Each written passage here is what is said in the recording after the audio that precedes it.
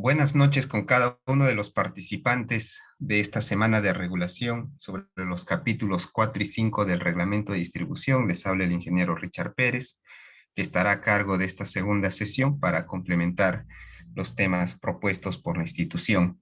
Para iniciar nuestra sesión del día de hoy, agradecería me puedan confirmar en el chat que pueden escuchar el audio para dar inicio a nuestra sesión del día de hoy.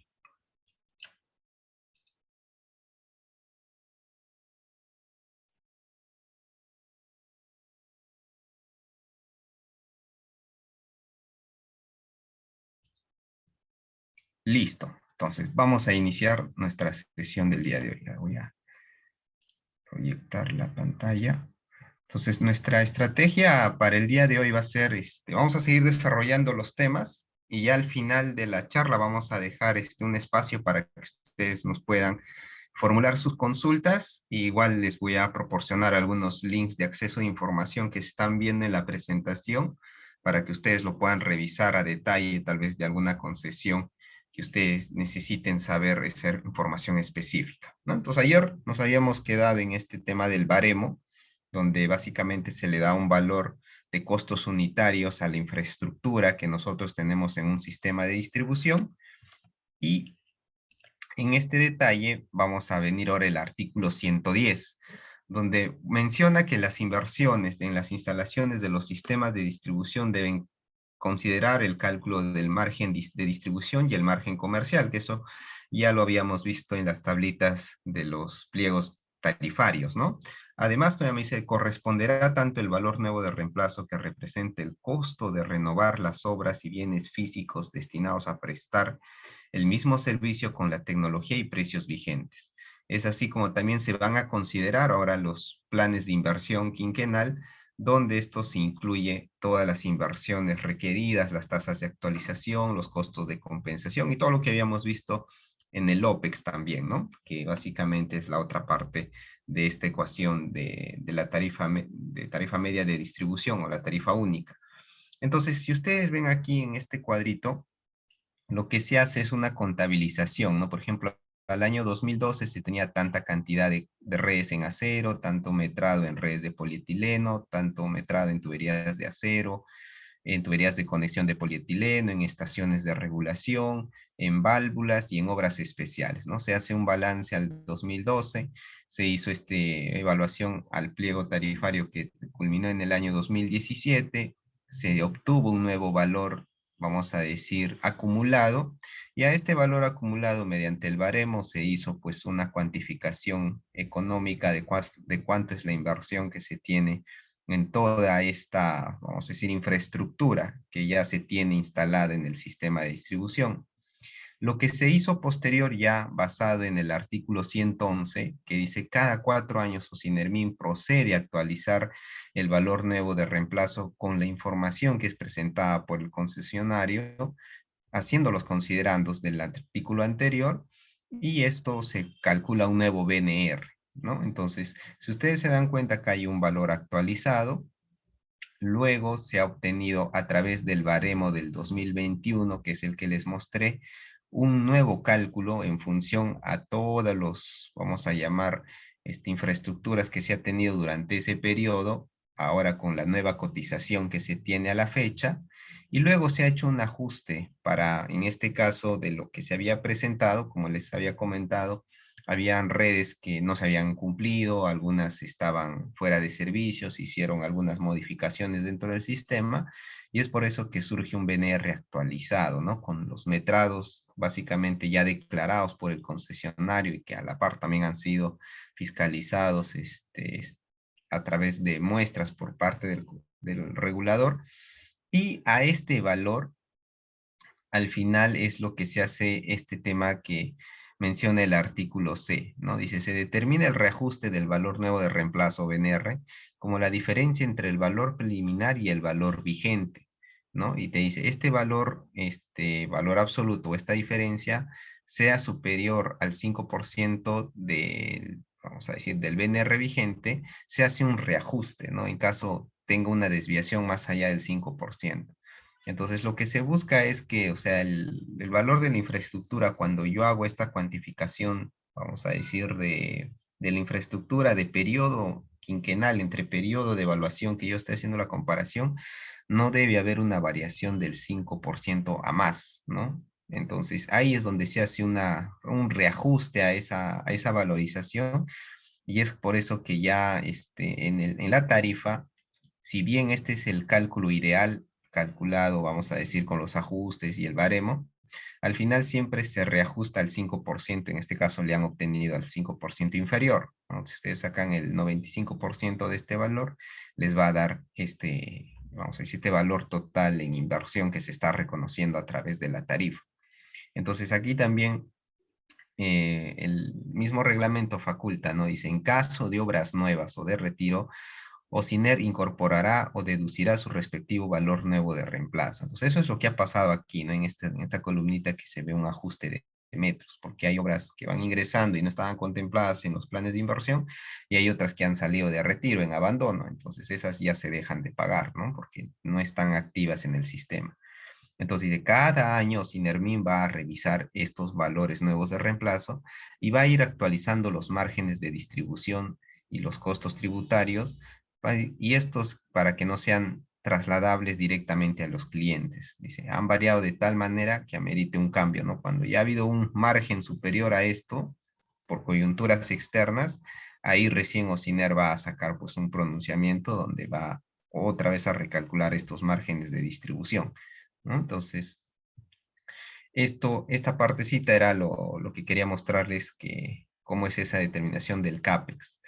Ahora, aquí vamos a entrar a artículos muy interesantes, que capaz están arraigados también al apoyo al tema de la masificación del gas natural, que ahora pues es un objetivo país que nosotros tenemos. En el artículo 112 se habla sobre los costos de operación y mantenimiento deben corresponder a costos eficientes. Entonces, ese término costos eficientes ya lo habíamos tocado la anterior charla, ¿no? Que es una teoría de la regulación. Entonces, tanto para la distribución y comercialización. Aparte, OCINER va a incluir dentro de los costos de operación y mantenimiento estas actividades de usuarios regulados que tengan consumos menores a 300 metros cúbicos al mes. Entonces, es por eso que todas estas actividades como el mantenimiento de la cometida, la inspección, la revisión quinquenal y los gastos de promoción para estas conexiones, todos esos gastos están incluidos dentro de la tarifa, y es por eso que cuando ustedes tengan un suministro residencial, cada 5 años van a tener una visita del concesionario para verificar que todo el sistema esté cumpliendo los requerimientos de seguridad y tenga pues la hermeticidad para seguir brindando el servicio en sus domicilios. Todos esos costos ya están pagados por la tarifa, ¿no? Lo cual es muy distinto, por ejemplo, de clientes que excedan ese consumo mensual. A ellos sí tienen dos caminos: o buscas un instalador independiente o contratas tal vez el servicio del propio concesionario, que ellos también tienen sus empresas que den este servicio a instaladoras, ¿no? Entonces, el trato es distinto, ¿no? Eso sí no está cubierto en la tarifa. Por ejemplo, en el artículo 113 se habla, ¿no? Las demandas de los consumidores se deben ser calculadas a partir de proyecciones de consumos por categoría tarifaria. Entonces, eso, por ejemplo, en el informe que les voy a proporcionar también se ve, ¿no? Que cada categoría tiene su propia evaluación, no se hace una, vamos a llamarlo, una proyección de consumo por el bloque, sino se trata de ir a lo específico, ¿no? Y estos criterios ya Ociner los va definiendo dentro de la metodología que va presentando el concesionario. Ahora, aquí hablamos también de las pérdidas estándar, ¿no? Que les comentaba que son pérdidas físicas y comerciales, que pues, básicamente es por el tema de lecturación, ¿no? ¿Cuánto es el gas natural que el concesionario está recibiendo y cuánto es lo que él efectivamente está facturando? Y también hay parte de gas natural que es de su consumo propio, porque las estaciones de regulación, como hacen reducciones de grandes presiones, 50 bar a 19, a 10 y a 5, esas caídas de presión dentro de los sistemas genera un descenso de temperatura, lo que nosotros le llamamos el efecto Joule-Thomson. Entonces, por eso que estas estaciones tienen un equipo de calentadores, ¿no? Y en algunos casos de mayor envergadura usan en este caso calentadores que funcionan a gas natural. Entonces es por eso que el propio concesionario tiene un consumo de su propio recurso. Entonces, en ese balance general se ve todo ese tema, ¿no? ¿Cuánto es lo que el concesionario ha adquirido? ¿Cuánto es lo que ha podido facturar en un periodo a sus usuarios? ¿Cuánto es lo que ellos han consumido? Y también ahí hay un tema de pérdida de gas por efectos de las afectaciones por siniestros, ¿no? Que dependiendo de la gravedad de la infraestructura que sea afectado por temas de excavación, también te puede dar que los, vamos a decir, los balances no te cuadren, ¿no? Entonces, la tarifa está diseñada para poder soportar hasta una variación del 2% en ese tema de pérdidas, ¿ya? Entonces, aquí también otra vez, vamos a decir, se identifica que esta tasa de actualización dentro de la ecuación del costo medio es del 12%, ¿no? Y esto al final, OCINER también lo regula, y si en caso el concesionario quisiera una modificación, lo tiene que presentar de oficio y bueno, tiene que dar los argumentos por qué quiere esa variación de esa tasa porcentual, ¿no? Entonces, incluso dice aquí el propio reglamento que el máximo valor de variación entre dos periodos de regulación debe ser 2 puntos porcentuales de la tasa vigente, ¿ya? Entonces, luego tenemos el artículo 116 que habla ya del margen comercial, que se basa en la gestión comercial eficiente, ¿no? Otra vez esa palabra, eficiente. Entonces, ahí se ve el tema de la anualidad, el valor nuevo de reemplazo, del desarrollo de las actividades comerciales, el costo de operación y mantenimiento asociados a la atención del consumidor y costos de facturación y cobranza, ¿no? Entonces, eso también lo habíamos visto en esa tablita detallada, todos esos costos que sí se le reconocen al concesionario por efectos de la comercialización. Ahora, dentro de esto del reglamento, se creó un nuevo artículo, que es el 112A, ya que este es muy importante porque habla de los mecanismos de promoción para poder impulsar la masificación en nuestro país, ¿no? Entonces, por ejemplo, lo que menciona este artículo es, ¿no? La promoción para la conexión de consumidores residenciales, porque esto aplica solo para residenciales, se aplicará de acuerdo a los criterios y zonas geográficas que el Ministerio de Energía y Minas establezca mediante una resolución ministerial. La promoción, ¿qué es lo que te va a cubrir? Cobra los costos máximos de costos de conexión. ¿Y esto qué implica? Los derechos de conexión y el costo de la acometida. Antes, incluso se podía, a través de estos mecanismos de promoción, incluso subvencionar instalaciones internas. Entonces, ahorita les voy a mostrar un gráfico que muestra estas tres etapas, ¿no? Que es el derecho de conexión, que es la acometida y que es la instalación interna.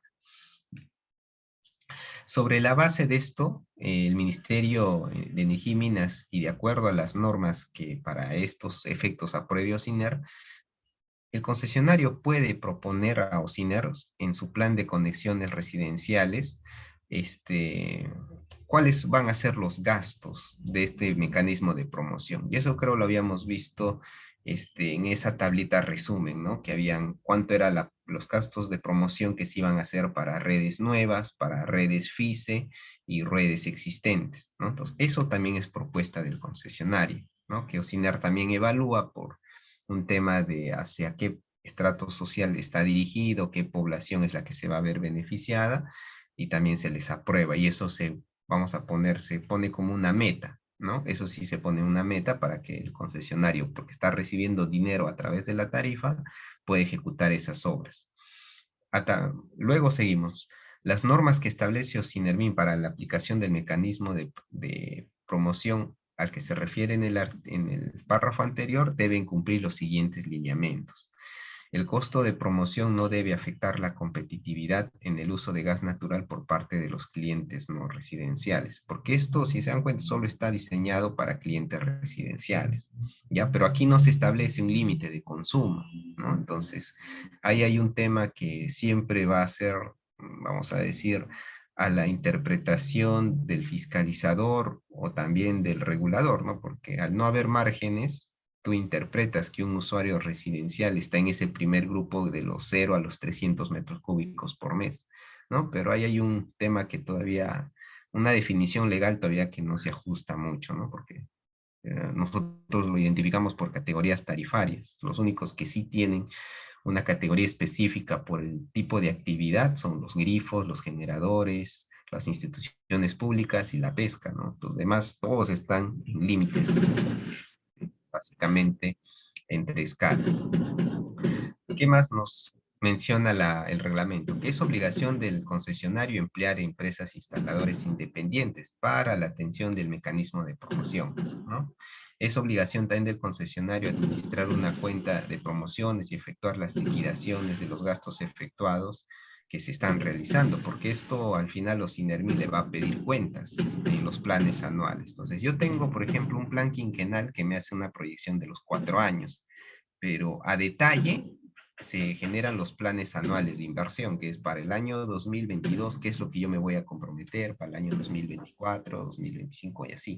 Entonces, eso anualmente OCINER hace un informe de fiscalización de cómo va el avance de estos objetivos, tanto en infraestructura y en conexiones. También bueno, en todos estos lineamientos se debe incluir un procedimiento de monitoreo del balance de la promoción, cómo estamos, a qué porcentaje de cumplimiento. Luego también se pide que se consideren ajustes tarifarios en el periodo para que se puedan realizar los mismos y mantener un nivel de cuenta en saldo positivo, permitir la incorporación de descuentos de saldo de balance de la promoción en el siguiente regulación tarifaria, que eso es lo que ha pasado en el caso anterior, ¿no? Hubo un saldo que no se ejecutó y se ha puesto en la tarifa que ese dinero ya había ingresado y se le restó. Y en el otro caso, como ha habido una partida que no se ejecutó, se ha vuelto a ingresar a este nuevo plan quinquenal, ¿no? Entonces, esos reajustes también se hacen durante este periodo, ¿no? E incluso el concesionario va a poder solicitar la ampliación de estos planes de conexiones a través de los residentes o los residenciales, usuarios residenciales que se puedan ver beneficiados dentro del periodo tarifario, con un reajuste de las tarifas vigentes, ¿no? Entonces, el cual, o sea, esto no es algo muy rígido, sino que si el concesionario ve un centro poblado, un complejo habitacional donde él pueda incrementar los gastos de promoción que había hecho en el estudio previo, lo puede hacer, ¿no? Entonces tiene que sustentar cuánto es esa cantidad de población para que la gerencia de regulación tarifaria vea esa inversión y se pueda definir si es que esto es viablemente factible de ejecutar, ¿no? Entonces aquí, por ejemplo, les muestro este grafiquito que básicamente están estas 3 etapas, ¿no? Que uno es la instalación interna, lo otro es la cometida, que ya es básicamente el medidor, el regulador, las válvulas de corte, y el derecho de conexión que está asociado a la tubería de conexión, que va conectada desde la red principal vamos a llamar, del concesionario, que legalmente eso se llama red común, ¿ya? Y este tramito que sigue siendo sistema de distribución se llama tubería de conexión. En otros países, incluso en la normativa norteamericana, eso se conoce como línea de servicio. También tiene esa definición. Ahora, seguimos con este artículo 112, ¿no? Donde dice, las conexiones residenciales que sean beneficiadas por descuentos dados por la promoción no deben ser incluidas como parte de compromisos contractuales de conexiones que tuviera el concesionario con el Estado. Entonces, aquí sí ha habido un tema, vamos a decir, de conflicto, porque los concesionarios nuevos tienen compromisos de usuarios habilitados por cada año de inicio de concesión, desde su puesta en operación comercial. Entonces, si tú, o sea, aplicas este beneficio a esos usuarios que han tenido vamos a decir, pues incentivo del mecanismo de promoción, a tus metas no las considera. O sea, pongamos un escenario, ¿no? Yo voy a ir a masificar el Cusco, por decirles. Entonces puede ser que mi compromiso era que en la misma ciudad de Cusco yo tenga el primer año 1000 habilitados, y si yo, o sea, de esos 1000 habilitados, el 20% o el 30% se beneficiaron del mecanismo de promoción, dentro del balance anual que hace Ocinermin sobre ese cumplimiento contractual no te lo considera, ¿no? Porque aquí el propio reglamento dice que no se debe, vamos a decir, considerar los usuarios que estén en mecanismo de promoción para compromisos contractuales. Pero esto usualmente pasa en la primera etapa, vamos a decir, de los concesionarios, que pueden llegar a durar 4, 5, 6, 7 años. Pasado ahí ya, ahí vamos a ir, cuando ya estás en el tema de los planes quinquenales, ya no hay así compromisos rígidos de habilitaciones, ¿no? ¿Qué más se ha puesto en vamos a llamarlo, artículo nuevo? que las conexiones residenciales que sean ejecutadas o deben ser ejecutadas por instaladores debidamente registrados en OSINERMIN y contratados directamente por los consumidores interesados. También serán cubiertas por el mecanismo de promoción hasta el precio máximo fijado por el OSINERMIN. Si ustedes se han dado cuenta, ahí hay unas tablitas, ¿no? que les haya mostrado de cuántos son los costos de conexión, de las acometidas. Entonces, el usuario puede hacer la contratación de un instalador independiente para que él pueda tramitar este tema del mecanismo de promoción. Y si para tal afecto, a solicitud del beneficiario, la empresa concesionaria debe hacer entrega de la promoción al momento que se ejecute la habilitación. ¿Ya? Entonces, al momento que ya se va a hacer la apertura, vamos a decir, del gas hacia tu domicilio, que ese es el momento de la habilitación, el concesionario debe, vamos a decir, pues, entregar este tema de este beneficio, ¿no? Para que ahí, como es un subsidio económico, tú puedas tener, pues, esa ventaja, ¿no? De tener el gas natural y disminuir esos costos de conexión que son como todo servicio público, ¿no? Cuando te quieres conectar al agua, a la luz o al cable, te cobran un costo de conexión porque tienen que extender de la red principal una derivación hacia tu domicilio.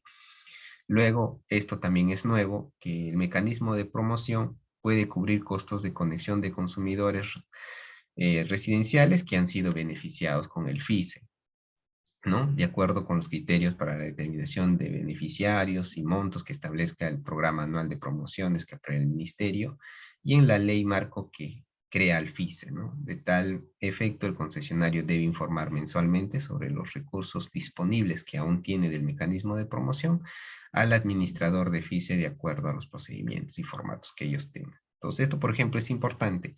En ningún caso un mismo consumidor residencial favorecido con mecanismo de promoción y FISE debe recibir doble beneficio respecto a su derecho de conexión o costos de acometida, ¿no? Entonces, el administrador FISE debe implementar mecanismos de control y fiscalización.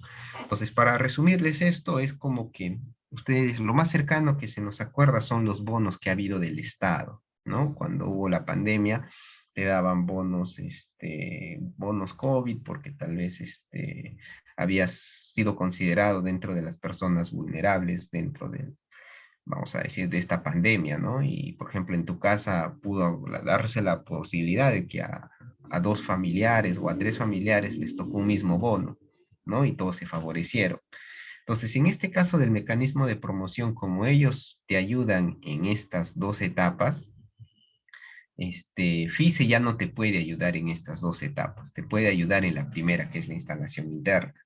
Entonces, en ese escenario no habría problemas, ¿no? Porque no se están pagando dos veces con dinero del Estado una actividad o una infraestructura que ya se te había dado una subvención. ¿Y esto por qué nace? Porque miren, en el Decreto Supremo del año 2021, ahora FICE también puede financiar individual o conjuntamente parte o totalidad del derecho de conexión y la cometida.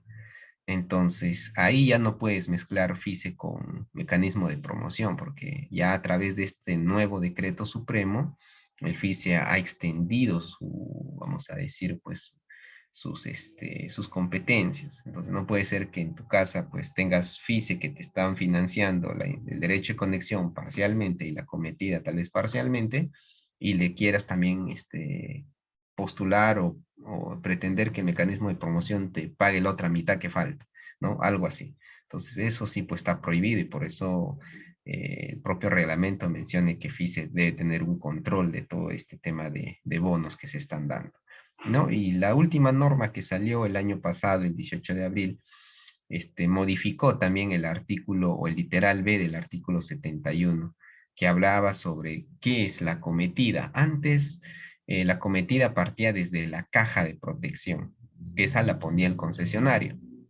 Ahora esta responsabilidad queda en los instaladores, ¿no? Y no sé si ustedes se han dado cuenta, yo usualmente cuando hace 10 días o 15 días fui a hacer una visita de supervisión por Villa El Salvador, notaba que había muchas casas que tenían ya el gabinete empotrado y estaba un hueco por la parte inferior, ¿no? Que estaban esperando las tuberías de conexión, ¿no? Entonces, eso ha provocado vamos a decir, decreto supremo, ¿no? Que la caja de protección salga del costo de la cometida que lo reconoce la tarifa. Entonces, eso hace, a mi percepción, que también se encarezca un poco más los otros costos de conexión, ¿no? Porque ya el instalador ya no solo te va a cobrar, pues, por los elementos per se de una instalación interna, sino también te tiene que cobrar la caja, ¿no? Entonces, ahora, en ese tema sí todavía como país nos falta, hay una oportunidad, vamos a decir, que dentro de las normas del INACAL debería salir una norma para ver especificaciones de cajas para la protección de estos equipos, ya porque no, o sea, no es que ya cualquier caja yo lo voy a poner con tal de que le brinde protección, sino tiene rejillas de ventilación, tienen dimensiones para que todos los elementos que van a ir internamente estén, vamos a decir, correctamente vamos a decir, tengan elementos de sujeción que no permiten pues que una tubería pues por el mismo, vamos a decir, de forzar la instalación, la unión entre válvulas, entre reguladores y las tuberías, hay pues efectos de, vamos a llamarlo así, de desalineamientos que al final produzcan pues en el tiempo una fuga de gas natural, ¿no? Entonces, eso sí es un reto todavía como país. Países, por ejemplo, como Argentina, sí ya tienen reglamentado las cajas de protección. Y ustedes si se van a dar cuenta, capaz no sé si hay algún participante que es de la concesión norte, y yo el año pasado estuve también de visita allá, la ciudad de Chiclayo, y la caja de protección es distinta a la que es acá en Lima, ¿no? Entonces allá incluso tiene una rejilla que el concesionario adecuó para que el usuario en caso de emergencia pueda tener acceso a la válvula de corte general, ¿no? Entonces, pero a veces tener ese tipo de aperturas o ranuras dentro de la caja también sabemos pues que vivimos en un país inseguro y habían algunas personas pues que por juego, por, no sé, ignorancia iban y jugaban con esa válvula y lo cerraban, ¿no? Y estaban dejando a usuarios sin suministro. Y el otro era el factor de roedores, ¿no? Que miraban esa rendija y se metían y al final provocaban afectaciones también a la tubería de conexión, porque ustedes se van a dar cuenta, tiene un casing de PVC y el espacio entre la tubería y el casing, un pericote puede entrar. Y a veces, justo el operador me comentaba, ¿no? Hay pericotes que por su curiosidad entraban y al momento de llegar a esta parte que es un cambio de dirección, se asfixiaban y en su, vamos a decir, desesperación en el animal empieza a roer y generaba también fugas, ¿no? Entonces, por eso, ese tema de la caja, legalmente o normativamente parece sencillo haberlo sacado de la responsabilidad del concesionario, ¿no? Pero en ciencia cierta es un elemento muy importante que todavía como país deberíamos tener pues una norma técnica que la soporte. Cosa que para esto sí se generan, pues vamos a decir, a los proveedores nacionales que fabrican este tipo de elementos, una oportunidad de negocio. Pero cuando tú tienes una norma que te va a respaldar, ¿no? Porque no es cualquier tipo de caja, ¿no? Entonces, pero bueno, esto se hizo así, esperemos que se puedan tomar medidas a través del Comité Técnico de INACAL. Luego tenemos el artículo 118 que habla sobre las acometidas, que justamente es esta parte que les mencionaba, ¿no? Que está comprendido el medidor, está comprendido. Acá vamos a leer la nueva definición que se sacó en este decreto supremo del año pasado. Ahora, ¿qué yo debo entender por una acometida? Dice, es una instalación que permite el suministro de gas natural desde las redes de distribución hasta las instalaciones internas. La cometida tiene, entre otros componentes, los equipos de regulación, el medidor, accesorios, filtros y válvulas de protección. Luego te menciona, la cometida es de propiedad del consumidor y es operada por el concesionario. La transferencia de custodia se da, o la transferencia de custodia del gas natural operará en el punto donde la tubería de conexión se interconecta con la cometida o con el límite de propiedad del predio en el supuesto que la cometida se encuentre dentro de la instalación del consumidor, ¿no? Entonces, a veces ustedes se van a dar cuenta, incluso la tarifa lo soporta, porque hay acometidas que se hacen, vamos a decir, se empotran en la parte externa de un domicilio, pero hay vamos a decir, casas que lamentablemente no se pueden hacer eso porque tal vez la fachada tiene una puerta o tiene rejas, entonces a veces hay casos donde se tiene que hacer con muretes, ¿no? Generar una estructura en concreto donde se pueda posicionar el medidor y eso también tiene otro costo, ¿no? Entonces que eso también la tarifa lo soporta, pero también se hace un proceso de fiscalización porque esos costos son mayores, ¿no? Entonces, ustedes se dan cuenta, ya en la nueva definición ya no está la caja de protección, lo han sacado. Y bueno, pues como ustedes pueden notar aquí, es un punto de transferencia de custodia, ¿no? Entonces es por eso que el sistema de distribución tiene dos definiciones para su red, la red común y las tuberías de conexión. Entonces, justo nosotros le llamamos, cuando termina la tubería de conexión, hay una válvula que en las normas técnicas peruanas ustedes lo van a conocer como válvula de servicio, ¿ya? Pero para el código norteamericano, que es el que rige para sistemas de distribución, eso se llama válvula de corte. Pero, llamémosle de corte o de servicio, esa válvula es el punto donde de esa válvula, que solamente la puede operar el concesionario, de ahí aguas abajo, todo es sistema de distribución. Y de esa válvula, aguas arriba, y empieza, como dice aquí, ¿no? La propiedad del usuario. Si bien la cometida la opera el concesionario, pero es el dueño, es el usuario, ¿no? Y a la salida ya vamos a decir, después de la regulación, la medición, te dan una válvula que le llaman de corte general, ¿no? Que es así, tiene que tener acceso el usuario, porque si es que hubiese una afectación dentro de su domicilio, es el único dispositivo de seguridad que bloquea todo el gas natural que está ingresando a los distintos puntos de su domicilio, ¿no? Entonces son pequeñas definiciones dentro de un pequeño espacio donde cada elemento tiene a veces su nombre característico, ¿no? Entonces, en este tema de la acometida, te dice, ¿no?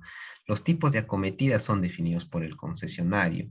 La regulación de los cargos por las acometidas se efectúan por periodos similares a las tarifas de distribución y se incorporan de nuevos tipos, se harán anualmente, si es que hay nuevos modelos o formas de hacer este tema de las acometidas, ¿no? Entonces, ahí también Ociner define topes máximos para que el concesionario pueda cobrar por este costo de la acometida y que están de acuerdo a la propuesta que esté presente, ¿no? El concesionario podrá ofrecer a los interesados diversas formas de pagar la cometida. En el caso que se ofrezcan financiamientos, debe señalarse claramente cuál es la tasa de interés y el periodo de pago, ¿no? Esto es igual como sacar un electrodoméstico, ¿no? Tal vez no tienes el dinero a la mano y capaz tampoco calificas para el mecanismo de promoción, entonces puedes pedir pues que te fraccionen el costo de esta cometida con el concesionario, pero te debe ser claro, vamos a decir, pues cuál es la tasa de interés que te va a cobrar y el tiempo, ¿no? Para consumidores mayores a 300 metros cúbicos, la cometida puede ser adquirida por el consumidor a cualquier proveedor de acuerdo a las especificaciones técnicas del concesionario. Entonces aquí en la primera el concesionario es el que te pone todos los equipos, ¿no? En cambio, cuando ya tú eres un cliente mayor a 300, el concesionario te va a dar unas especificaciones técnicas para que tú en el mercado puedas buscar una que cumpla esas necesidades, ¿no? Entonces, en este sentido, el precio no se encuentra fijado o no está sujeto a regulación, ¿no? Entonces, eso sí hay que tener en consideración. En el primero sí está regulado, pero en el segundo ya no está regulado ese precio. Ahora dice, el concesionario será el responsable de mantener una base de datos actualizadas de este tipo de acometidas y registrar la información relevante para su difusión pública y control de Ocinermi. Y a la vez, Ociner tiene la responsabilidad de elaborar un informe sobre la evolución del mercado, sobre este tipo de acometidas para este tipo de rangos de consumo, y lo debería publicar en su página web. El artículo 119 nos habla de los cargos de mantenimiento, ¿no? Nos dice, la regulación de los cargos de mantenimiento de esta acometida se efectúan por periodos similares, igual a las tarifas de distribución, y se incorporan, si es que hay nuevos tipos, anualmente. La regulación del mantenimiento de la acometida se rigen por estos dos principios, igualito. Hay unas especificaciones para consumidores menores a 300 metros cúbicos al mes, que básicamente son usuarios residenciales, y a los que son mayores. Entonces, en el primer rango está, el mantenimiento de las acometidas es responsabilidad del concesionario. Ya es por eso que el concesionario tiene que hacer sus revisiones quinquenales, verificar que los equipos, el regulador, el medidor, estén, vamos, operando eficientemente. Por ejemplo, en el caso de medidores se hace una contrastación de medición para que se pueda seguir otorgando el servicio al usuario en términos de seguridad y confiabilidad, ¿no? En caso de los consumidores mayores a 300, igualito, ¿no? La responsabilidad va en el dueño o en el usuario, ¿no? Entonces dice, el mantenimiento de las acometidas será de cuenta, cargo y responsabilidad del consumidor. Y estas podrán realizarlas con el concesionario, o sea, no está limitado a que ellos no les puedan dar el servicio, pero van a tener pues que ver el tema de cuánto es la, vamos a decir, la cotización que les hace el concesionario. Pero si tú lo haces con un independiente, tiene que ser con un instalador de gas natural que esté en el registro de Ocinermin, ¿no? Y para lo cual se va a tener que cumplir un manual o un programa de mantenimiento que el propio concesionario te va a tener que brindar para que este instalador pueda hacer ese tipo de mantenimiento, ¿no? Y en caso exista un desacuerdo entre el concesionario y el consumidor por la definición del programa de mantenimiento, porque puede ser, ¿no? Que tú pidas el programa de mantenimiento y no sé, tú eres un cliente grande y te dice el cambio de periodo, de cambio de filtros, para particulado sólido se tiene que hacer cada 3 meses, ¿no? O cuando tú encuentras que el diferencial de presión en el ingreso y a la salida de este equipo supere un bar, ¿no? Entonces, cuando tú tienes ese tipo de conflicto, ustedes pueden pedir a los INERMIN que se pronuncie, porque pongamos las cosas en pared, ¿no? O sobre la mesa. Puede ser que en algún momento el concesionario, por querer captar este mercado del mantenimiento, ponga reglas muy exigidas, vamos a decir, muy exquisitas, que solamente cierto tipo de instaladores, porque tienen esos equipos, lo pueden realizar. Y capaz está yendo más allá de las normativas o del reglamento o de la normativa técnica peruana y las buenas prácticas en la ingeniería que realmente necesitas, ¿no? Entonces, ahí cuando tu técnico encuentre un conflicto, pueden ir a Ocinermin y ellos van a actuar como árbitro, ¿no? Y van a dirimir en esta controversia, ¿no? Entonces, algo que yo siempre les digo, los procedimientos o cualquier programa no son definitivos, ¿ya? Nuestra industria tiene esa peculiaridad de que es muy dinámica. Yo les comento esto porque no es que, vamos a decir, las normativas o todo lo que se pensaba hace 5 o 10 años todavía sigue vigente tal cual. Hay conceptos, hay nuevos elementos, hay nuevas investigaciones, a veces lamentablemente a través de accidentes, se están adquiriendo nuevas consideraciones de seguridad. Y es por eso que los manuales, procedimientos, todos tienen que ir desarrollándose y actualizándose en el tiempo. Por ejemplo, ¿no? En sistemas de distribución, la norma matriz, que es el ASME B318, se actualiza cada 2 años. Entonces, ¿eso qué involucra? Que el profesional tiene que estar revisando sus procedimientos para ver que estos nuevos cambios normativos, porque el propio reglamento, a través del anexo 1, que es el anexo técnico, en su artículo 8, te menciona que la norma ASME B318 es obligatoria, ¿no? Entonces, eso hace que nosotros debemos estar constantemente revisando estos criterios. Entonces, por eso este tema de los programas de mantenimiento, cuando el técnico está realmente capacitado o tiene el expertise de la lectura y de ver las experiencias o normativas de dónde se han sido desarrolladas nuestras normas técnicas peruanas, puede encontrar ese tema, ¿no? De que capaz están pidiendo cosas que no tienen un sustento técnico y parecen más un capricho, ¿no? De concertar algo. Entonces, en esa parte OSINER también los puede ayudar, ¿no? En la manera que se sustenten bien los argumentos, ¿no? Porque aquí no funciona yo creo, yo pienso, yo lo vi que hicieron así, ¿no? Sino que un estudio fuerte que sustente eso, ¿no? Entonces, para poder respaldar esas posiciones. Ahora, también el concesionario está obligado a publicar los diversos programas de mantenimiento de las acometidas pues, que tiene instaladas, ¿no? Para ver el inciso anterior, ¿no? Para que el instalador sepa qué es lo que se está pidiendo por cada tipo de usuario, porque hay acometidas más complejas que otras, ¿no? Por ejemplo, los GNB son más complejos por el rango de presión, por los equipos de filtrado que tienen, capaz un industrial pequeño no es tan riguroso como un industrial grande que sí necesita tal vez a ciertos elementos diferenciales dentro de esta acometida, ¿no? Y capaz incluso hasta lecturación. Por ejemplo, ustedes ven en un gabinete, una acometida de un usuario residencial, ustedes no ven control de presión, control de temperatura, ¿no? Por ejemplo, en un grifo sí lo tiene que tener, porque son, vamos a decir, variables esenciales que si se desvían pueden afectar a tu compresor. Y ahí está la mayor inversión que has hecho. Entonces, cada usuario tiene una acometida característica. Capaz los más grandes se asemejan a una estación de regulación, ¿no? Y los más pequeñitos se simplifican pues a un regulador, a un medidor. En algunos casos, viendo la coyuntura, puedes ponerle hasta filtros, ¿no? A ver, vamos a ver aquí. Entonces, esto también es algo interesante que les quería mostrar. En el artículo 120 mencionan que las tarifas aprobadas por la Comisión Técnica con la Comisión de Tarifas de Energía, que también es una institución adscrita al Ministerio de Energía y Minas, tiene el carácter de valor máximo, o sea, lo que se aprueba ahí.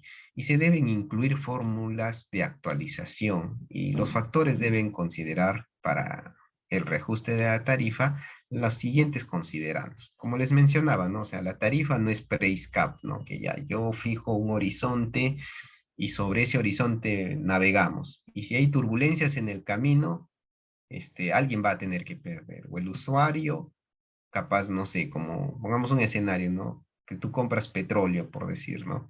Y dices, yo voy a comprar petróleo para 5 años, ¿no? Y lo compraste muy caro y en el tiempo el petróleo cae su precio. Entonces, ese beneficio ya no lo siente el usuario porque tú has hecho un contrato de largo plazo y ese price cap tiene que estar vigente en ese periodo.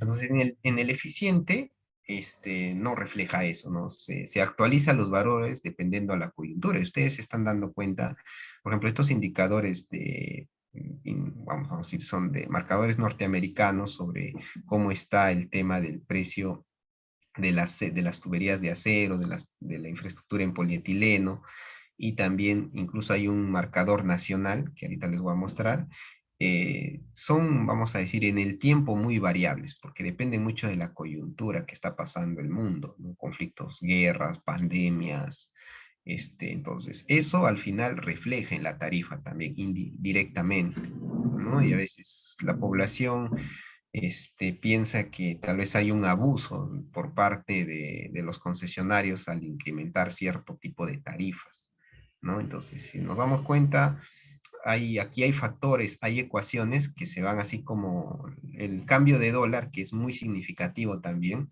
porque si ustedes se van a dar cuenta, todos estos valores, incluso de monedas, están en dólares, ¿no? Entonces, una variación en este tipo de factores es muy sensible en nuestra economía. Entonces, por ejemplo, aquí dentro de estos factores de actualización hay coeficientes de participación que dependiendo de los valores de la tarifa que tú quieres actualizar, ya hay coeficientes establecidos, que ahorita les voy a mostrar, ¿no? Pero hay un coeficiente de participación de la inversión, hay un coeficiente de participación del acero, hay otro coeficiente de participación del polietileno, y hay otro coeficiente de participación de bienes y servicios nacionales, que eso es un indicador propio del país, ¿no? Entonces, el primer indicador de acero, lo podemos obtener en esta página web, y ustedes van a ver cómo es la variación de este indicador en el tiempo, ¿no? Entonces, se toma uno de referencia, que es el que está en el documento técnico de la Gerencia de Regulación Tarifaria, que es del mes de septiembre del 2021, que es la fecha de corte con la que se hizo la tabla que ustedes han visto de tarifas. Entonces, si yo quiero ver la variación a este periodo tarifario, tengo que buscar el último registro, que debe ser el de septiembre, o diré, si no está el de septiembre, es el de octubre de este año, y se hace una actualización ahí de esos índices. Ya, entonces, igualito para el caso del polietileno, ¿no? Yo también tengo su curva característica que está en la anterior, este es del acero, este es del polietileno, y tengo que hacer esa actualización, ¿no? Entonces el valor de referencia está a septiembre, y el otro, el que yo voy a mirar en tabla, que va arribita, esto sí lo voy a sacar cada mes, ¿no? Entonces ahí se va haciendo esas actualizaciones. Y este índice de precios al por mayor es de nuestro, vamos a decir, lo que saca, si mal no recuerdo, esto está en esta institución de estadística en el país, que es uy, se me fue el nombre, que es, ahí está el INEI, ¿no? Entonces tú ingresas al INEI, pones los precios al por mayor y te sale esta tablita, ¿no? Hay un informe que ellos publican mensualmente, ¿no? Por ejemplo, acá te dice que ellos han tomado referencia de este valor a septiembre del 2021 y si ustedes van aquí van a encontrar este valor, ¿no? 123.38 o 39. Entonces ese índice se ha tomado como referencia. Si tú quieres hacer la actualización al mes vigente, tienes que tomar este de octubre, ¿no? Por ejemplo, mira, aquí el índice se ha incrementado. Entonces, por simple lógica, ¿no? Mira, si en septiembre del año pasado el índice estaba en 1.23 y ahora está en 1.35, si tú divides un número mayor sobre uno menor, va a haber un incremento, ¿no? Entonces el factor de actualización, al menos en este campo, va a tener un incremento. Habría que ver cómo se están comportando los otros indicadores. Entonces, dentro de la misma concepción de la tarifa, se va a encontrar estos valores, ¿no? Si tú quieres hacer la actualización del valor nuevo de reemplazo, básicamente solo se actualiza el valor A, ¿no? Se pone la unidad y básicamente es el precio de la infraestructura, del PPI I sub A, ¿no? Que es este de aquí, que es el costo que nosotros teníamos. Hay otra tablita de esta del price, no le he puesto acá, ¿no? Que se hace la primera actualización para ver estos costos, ¿no? Pero si yo quiero ver la tarifa, o sea, los márgenes de distribución y comercialización, ahí sí entran los cuatro factores, ¿no? Si yo voy a hablar solamente de acometidas, cuánto es la actualización de esos costos, solo agarran el primer y último término. Entonces, igualito, ¿no? Para derecho y conexión, si tu categoría tarifaria es la A, B o instituciones públicas, solamente se ve el C.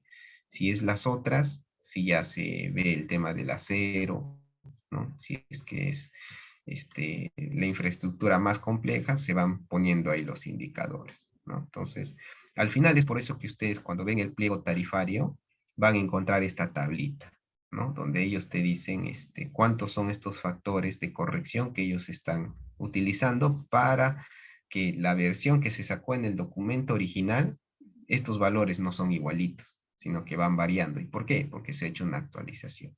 Entonces, esto ya es supervisión del pliego tarifario, por ejemplo, ¿no? Entonces, aquí también, si es que hay un error, OSINER debería detectarlo porque esto involucra directamente a los bolsillos de la población, ¿no? Entonces, por eso que nuestra tarifa se va acomodando a la coyuntura, vamos a decir, del mundo, de lo que está pasando, ¿no? No es algo fijo que ya está sellado en piedra y los costos son, vamos a decir, pues, constantes a través del tiempo, ¿no? Entonces, para terminar, y esta parte, en el artículo 121 se habla que la tarifa inicial y su plazo de vigencia serán establecidos por contrato, el contrato de concesión, siendo el plazo de vigencia máximo como 8 años, contados a partir de la puesta en operación comercial, ¿no? Luego dice, la primera regulación que efectúa SINER se llevará a cabo al término de dicho periodo indicado. Luego, las tarifas se van a revisar y se van a ir formulando actualizaciones dentro de la vigencia de los próximos 4 años. Y estas se podrán recalcular si es que amerita la situación en un plazo menor, ¿no? Si sus reajustes duplican el valor inicial de las tarifas. Entonces, esa es la condición, ¿no? Si tu tarifa ya brinca, o sea, se duplica, necesitas hacer un recálculo, ¿no? Porque ya vas a tener que ver si eso va a competir con el sustituto. Porque si ya se disparó más que el sustituto, vamos a decir, la inversión ya no es eficiente, ¿no? Porque no vas a poder competir contra el GLP, ¿no? Entonces eso también es un indicador que se ve en la tarifa. Y de existir variaciones significativas respecto a las bases utilizadas para la aprobación de la tarifa, se podrá hacer un recálculo tarifario y la metodología, bueno, ya es definida por OSINERMIN, ¿no? Y algo que quería mostrarles es que las tarifas varían en el tiempo. Por ejemplo, esta es cómo inició Contugás en Ica. Si ustedes se dan cuenta, tenían categoría residencial, comercial, GNB, gran industria, generador eléctrico y petroquímica. ¿Y qué es lo que ha pasado ya ahora el 2022? Se le ha hecho un recálculo de sus categorías tarifarias y se han aperturado más, ¿no? Con el hecho de poder cubrir los costos de la inversión ya realizada y también de la operación y mantenimiento en función a la demanda que ellos han proyectado, ¿no? Entonces, se dan cuenta, o sea, las categorías son bien variables a través del tiempo, ¿no? Tampoco son selladas en piedra, porque esto también depende de la coyuntura, ¿no? Por ejemplo, acá apareció la pesca, ¿no? Que les mencionaba. Por ejemplo, acá desapareció la petroquímica, porque ya tal vez personas que están más tiempo en el gas se han dado cuenta, pues, que cuando inició el proyecto de Contugás había una gran expectativa de generar un polo petroquímico, pero el precio del gas natural en el marcador norteamericano del Henry Hub tuvo un precio, o cayó el precio por la existencia del shale gas, y eso hizo que todas las inversiones se fueran a Estados Unidos. Ahora se ha vuelto a retomar por el tema de la necesidad del país que no tiene urea, y que eso se podría obtener a través de la petroquímica. Quién sabe que de acá a un tiempo se dé luz verde a esos proyectos, hay inversiones y otra vez va a aparecer esta categoría de petroquímica aquí dentro del pliego tarifario, ¿no? Luego vamos a ver ahora el título 6, que es más pequeñito, que habla sobre la protección ambiental. La protección ambiental solamente tiene un artículo dentro del reglamento que menciona lo siguiente, ¿no? La protección del ambiente en materia de distribución de gas natural por redeductos rige a través de la Ley 28611, la Ley General del Ambiente, y del Reglamento para la Protección Ambiental en Actividades de Hidrocarburos aprobados por el Decreto Supremo 015 del 2006 y sus normas modificatorias, complementarias y conexas, ¿no? El concesionario podrá aplicar, además de dichas normas y disposiciones nacionales, otras más exigentes aceptadas para la industria de los hidrocarburos para circunstancias similares. Entonces aquí, este decreto supremo no es limitativo, ¿no? Si te dice, si tú encuentras una norma de mayor, vamos a decir, criterio técnico que pueda garantizar la protección ambiental, el concesionario tiene la potestad de su aplicación. Entonces, aquí lo que he querido hacer es abrir un poquito el decreto supremo 015 para ver cuál es su aplicación dentro de los sistemas que nosotros vemos. Entonces, por ejemplo, aquí habla de estudios ambientales que yo tengo que, vamos a decir, presentar antes de mi puesta en operación comercial, ¿no? Entonces, antes de yo hacer el negocio, tengo que hacer estos estudios previos, ¿no? Para conseguir la autorización a través del ministerio.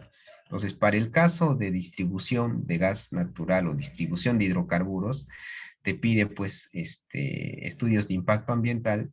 En el caso del inicio de actividad, se pide uno completo, y si tú tienes variaciones del 40% en la longitud del proyecto, tienes que hacer una actualización de ese estudio de impacto, ¿ya? Pero en caso tú tengas variaciones menores al 40%, tú haces, vamos a decir, un estudio de impacto ambiental. Aquí encuentran la definición de este SD, que es semidetallado, ¿ya? Entonces, ahí hay una variación, ¿no? Entonces, por ejemplo, para la comercialización, dependiendo del giro de negocio que vas a hacer, te pueden pedir una declaración de impacto ambiental o un estudio de impacto ambiental, que son documentos distintos, ¿no? Entonces, aquí ustedes van a ver todos los títulos que tiene este decreto supremo, y nosotros nos vamos a ir al título 10. Pero primero vamos a ver estas definiciones de qué es un estudio de impacto ambiental, ¿no? Dentro de la propia norma te da su definición, que dice que es un documento de evaluación ambiental de aquellos proyectos de inversión cuya ejecución puede generar impactos ambientales negativos significativos en términos cuantitativos y cualitativos, ¿no? Dicho estudio, como mínimo, debe ser de a nivel de factibilidad del proyecto, ¿no? Entonces sabemos que el hidrocarburo puede traer impactos al ambiente, ¿no? Por su propia esencia que tiene hidrocarburos. Tal vez lo más significativo que uno ha podido ver es cuando hay derrames de petróleo, ¿no? Lo que nos pasó último en Ventanilla, todos lo han podido percibir, ¿no? De ese riesgo que hay. Y en gas es igual, tal vez el hidrocarburo tiende a ir a la superficie, pero también, o sea, en grandes cantidades también pues, puede generar un impacto ambiental. Entonces, igual hacer una quema, por decirte, ¿no? De gas natural, también pues va a generar dióxido de carbono, que todos estos estudios se tienen que prever, todos esos eventos, ¿no? Entonces, ahí más o menos les he puesto qué es lo que debería incluir un estudio de impacto ambiental, un resumen ejecutivo, delimitar el área de influencia directa e indirecta del proyecto que tú vas a desarrollar. Tienes que hacer la descripción del proyecto, la localización, la dimensión, los costos estimados, cuánto va a ser el cronograma o cómo va a ser el tiempo a través del cronograma de ejecución, identificar y estimar los insumos que se van a utilizar, los productos, el control de residuos, las emisiones y todo este tema que va asociado a la esencia del proyecto, ¿no? Y también un estudio de línea base para determinar la situación ambiental actual que tiene esa área, ¿no? Y también el nivel de contaminación que debe tener, pues, dicha área en la que se va a llevar actividades de hidrocarburos, incluyendo la descripción de recursos naturales, geográficos, aspectos sociales, económicos, culturales de la población y del área de influencia del proyecto, ¿no? Entonces, es un trabajo donde no solamente están ingenieros, ¿no? También hay sociólogos que tienen que ver toda esta parte. También identificación y evaluación de impactos ambientales que puedan ocasionar el proyecto y deben indicarse cuáles pueden prevenirse, mitigarse, corregirse o compensarse. También hablamos aquí de un plan de manejo ambiental que el proyecto debe contener, ¿no? También es otro documento donde se describe, se evalúa técnicamente los efectos previsibles directos e indirectos, acumulativos y sinérgicos al ambiente, a corto y largo plazo. El programa de monitoreo del proyecto, el plan de contingencias, si es que se hubiese dado una emergencia de este tipo, cómo se va a actuar, el plan de relación comunitaria, que es básicamente el trato hacia la población, si ellos están informados de esta actividad, cómo deben reaccionar, los costos proyectados del plan de manejo, el titular debe presentar estudios de valorización económica de los impactos ambientales a ocasionarse y medidas de prevención, mitigación, corrección y compensación por temas de impactos ambientales que pueda haber. Y si es que hay un caso de que ya la infraestructura dejó de ser útil, un plan de abandono, ¿no? Porque no es que dejé de utilizar ese ducto y ahí ya pues que se degrade con los gusanos, no, o sea, también hay un plan de abandono, porque ahí no necesariamente todo el hidrocarburo lo vas a poder retirar, entonces hay un plan ahí de manejo. Igual, para el tema de los estudios de impacto ambiental semidetallados, que es otro documento de evaluación ambiental de los proyectos de inversión, que puedan generar impactos ambientales, pero en este caso las consideraciones son casi similares a las del impacto ambiental normal, ¿no? Que te menciona, dice, se podrá presentar por una única vez por cada proyecto, ¿no? De ampliación, para aquellos supuestos indicados en el anexo 6, ¿no? Y dice, cuya ejecución puede incluir o no emplear nuevas áreas, o el empleo de nuevas áreas, ¿no? Y bueno, aquí te pide que incluyas los mismos criterios del artículo 27. Y bueno, dice, para aquellos titulares que cuentan con ya un estudio de impacto ambiental previamente aprobado, podrán emplear o hacer referencia de este estudio de línea base de aquel, siempre que no tenga más de 5 años de antigüedad contados desde la fecha de elaboración. Pero ustedes saben que hasta en un tema social, el tiempo es el peor aliado, ¿no? Porque una condición base que tú pudiste definir en el año 2014, tal vez ya no es aplicable ahora al 2020, y más con toda la coyuntura que ha pasado en el país, ¿no? Entonces, es por eso que te piden a lo más ese tiempo de carencia de la línea base para que ahí tienes un nuevo escenario de evaluación, ¿no? Entonces, la Dirección General de Asuntos Ambientales Energéticos se pronunciará sobre los estudios de impacto ambiental semidetallados dentro de los 30 días hábiles de haber recibido, ¿no? Y ahí está todo el tema, básicamente ya de trámite administrativo, ¿no? Y también te piden este tema del plan de manejo ambiental que debe tener todos estos considerandos que son muy similares a lo que habíamos visto en el párrafo anterior. Entonces, esto, por ejemplo, es muy importante para mí porque es esto más técnico que se habla sobre el transporte de hidrocarburos. En el artículo 83 te dice, la construcción y operación de ductos para el transporte y distribución de hidrocarburos deben efectuarse conforme a las siguientes especificaciones. Dice, antes de iniciar la construcción del derecho de vía, el operador debe desarrollar estudios geotécnicos detallados de estabilidad de taludes, control de erosión, disposiciones de cortes y desmontes. O sea, básicamente en distribución lo que te están diciendo es, o sea, tienes que transitar por donde tú vas a tender las redes. No es tanto de a que ya yo tengo un visor de Google Maps y voy a caminar virtualmente por las calles y cuando yo voy al sitio me encuentro con cosas que no he visto en mi Google Maps, ¿no? Entonces, eso es algo, vamos a decir, primordial y que ahorita en distribución tenemos un reto porque hay zonas que son laderas de cerros donde la población necesita el recurso, ¿no? Pero esa necesidad también tiene que ir acompañado de la responsabilidad del concesionario de hacer esta ingeniería de detalle también, ¿no? Antes del inicio de la construcción, irse a verificar qué zonas realmente sí cumplen las condiciones estándar que tenemos ahorita de conexión y cuáles van a necesitar tal vez de una ingeniería de detalle un poco más específica.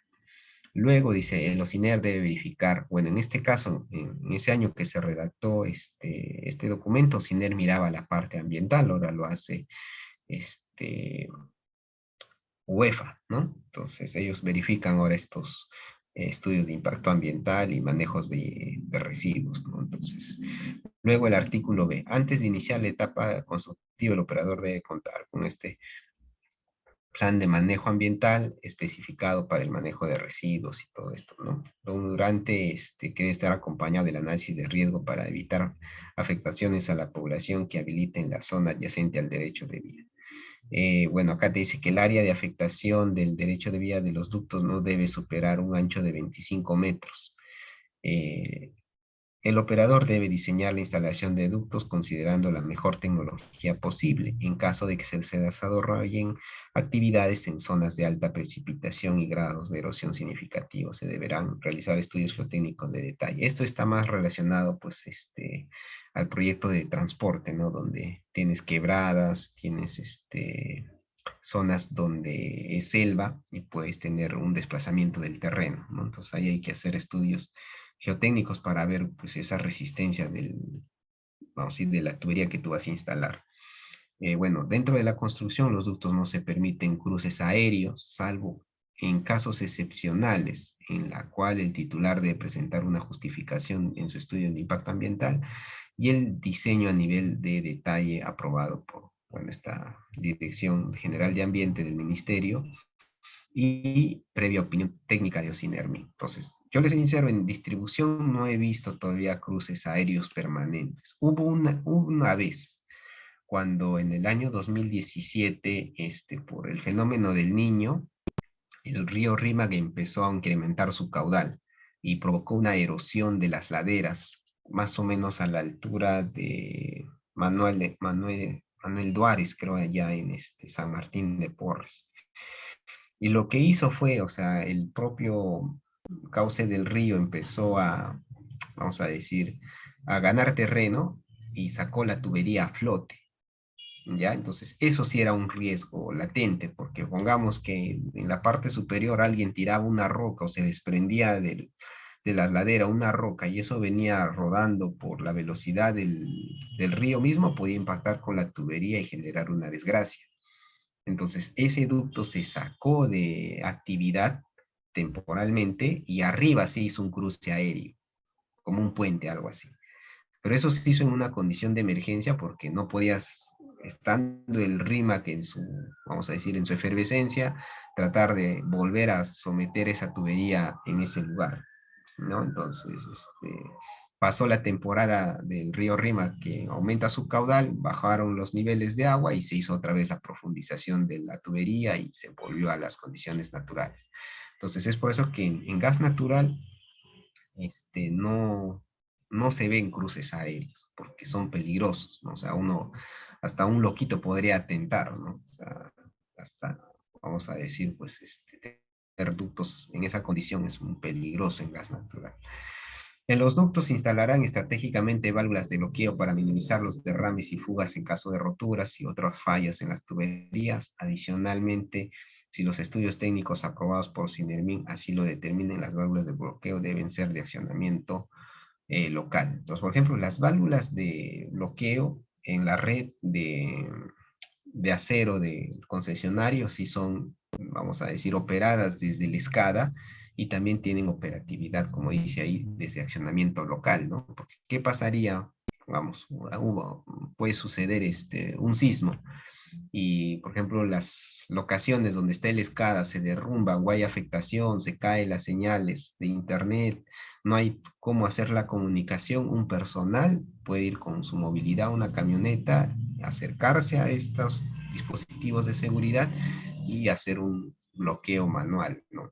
Entonces, sí está preparado, por ejemplo, ese tema de las infraestructuras. Y en el caso de válvulas de bloqueo de redes de polietileno, todas son manuales, o sea, tú tienes que ir al sitio, ya, eso sí no las puedes controlar del SCADA. Tal vez algunos, si ha podido ver, va a ver que en las calles hay unas tapitas que dicen gas natural, que están pintadas en amarillas, y ahí está, pues, el símbolo de que hay una poliválvula, ¿no? Que esas sirven de contención ante una emergencia. Y también, o sea, su accionamiento es local, o sea, tienes que ir al mismo lugar.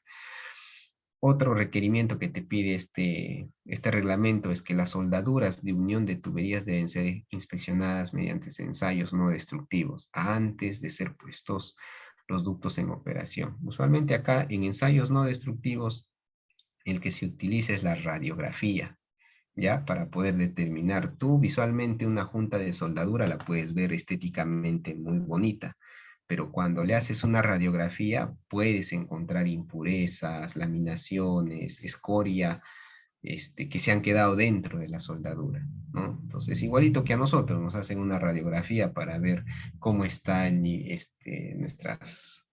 nuestros pulmones, por ejemplo, ¿no? Pues igualito, en este tema de las soldaduras en uniones, en especial en tuberías de acero, es importante esos ensayos no destructivos. Y luego, ¿no? Dice asimismo, antes de ser puestos en operación, los oleoductos y gaseoductos deben ser sometidos a una prueba de hermeticidad a una presión no menor al 150% de la máxima presión esperada en la operación normal, a lo que se establece o lo que establezca la norma específica para el tipo de servicio deseado. Por ejemplo, los rangos de exigencia de presión, en este caso se habla de la prueba de hermeticidad, hay las más conocidas son las pruebas de resistencia, pruebas de hermeticidad y pruebas pico, ¿no? Las pruebas pico son de alto nivel de exigencia, pero de corto plazo de tiempo, que eso más lo hacen en infraestructura de gas natural comprimido, ya que duran de entre 5 a 10 minutos. Entonces, las de hermeticidad lo que tú buscas es que no haya fugas, ¿no? Que no haya fugas. Entonces, para los sistemas de distribución, justo la norma norteamericana indica esto, ¿no? Que es 1.5 veces la presión máxima de operación admisible. Entonces, esto está acorde a la normativa vigente, ¿no? Entonces, en cambio, en transporte sí depende, porque si tú tienes un ducto que está en el medio del desierto, capaz llevarlo a 1.5 no es una exigencia, vamos a decirlo, que la norma te lo dice, puedes llevarlo a 1.25 tal vez, ¿no? Entonces, ahí sí, por ejemplo, en transporte, nosotros lo llamamos como clasificaciones de área dentro del diseño de tuberías. Entonces, tenemos 4 tipos de categorías de clasificación de área. La uno es básicamente en ciudades desérticas, donde no hay casi nula población humana. La 2 hay pequeñas instancias, ¿no? Tal vez de cierta agrupación de personas, pero así alejadas del derecho de vía. La 3 ya empiezan a haber casitas dentro del derecho de vía, ¿no? Y la 4 es básicamente ciudad, donde ya hay colegios, iglesias, departamentos, parques. Entonces, los sistemas de distribución se caracterizan por estar en clase 4. Por eso les corresponde pues que sus ensayos de su sistema sea 1.5 veces la presión de operación. Listo. Entonces, en esta parte hemos acabado esta sección que nos ha tocado del reglamento del capítulo 5 y 6, pero también quería pasarles aquí unos enlaces capaz que les puede ser de interés.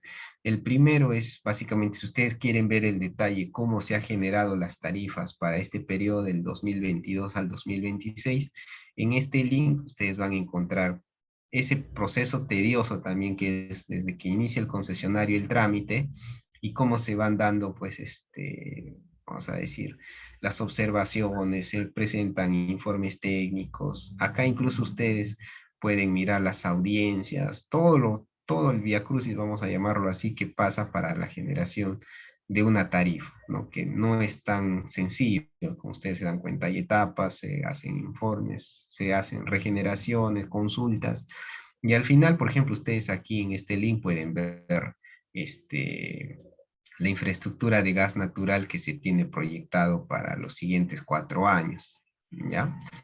Y aquí también van a encontrar el baremo, que es los precios unitarios, ¿no?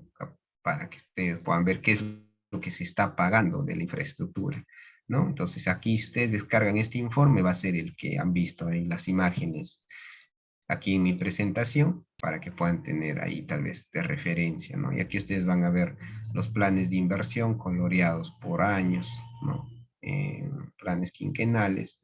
Y si ustedes hacen clic, por ejemplo, no sé, aquí no se ve muy bien los colores, ustedes vienen aquí en una sección, hacen clic, vamos a acercarnos un poquito más, y te va a generar, ¿no? Te va a decir, esto está proyectado para el año 2023, ¿no? Entonces, también les puede ayudar, y así no se ve muy bien acá los colores, pueden acercarse a una zona específica y pueden ver en qué año está proyectado esas redes, ¿no? Entonces, este link les voy a pasar aquí, aprovechando que estamos en Zoom por el chat.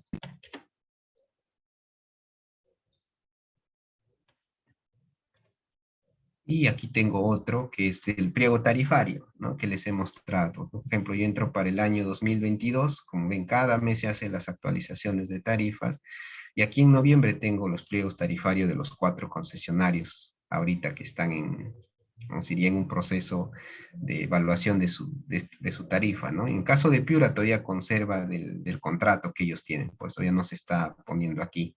Pero, por ejemplo, el de gas natural de Lima y Callao que les he mostrado, aquí lo pueden descargar también, ¿no? Aquí están todos los costos, los factores y, bueno, los costos que se están yendo actualizando mes a mes, ¿no? Incluso acá te ponen el tipo de cambio, como todo esto está en dólares en las ecuaciones originarias, igual se declara cuánto es el tipo de cambio para que ya los costos salgan en soles.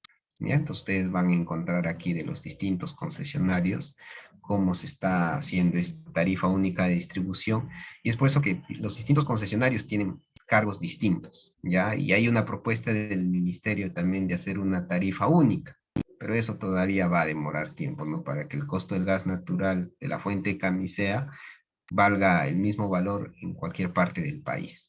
Entonces, esto también les voy a pasar este enlace para que ustedes lo puedan revisar, y si gozan del suministro de gas natural, puedan hacer la comparación con sus, ¿no? Entonces, ahí tienen esa información para que lo puedan revisar. Bueno, por mi parte quedo extenso. Si hay alguna consulta, algo que les pueda brindar, si no, para cerrar ya nuestra sesión del día de hoy.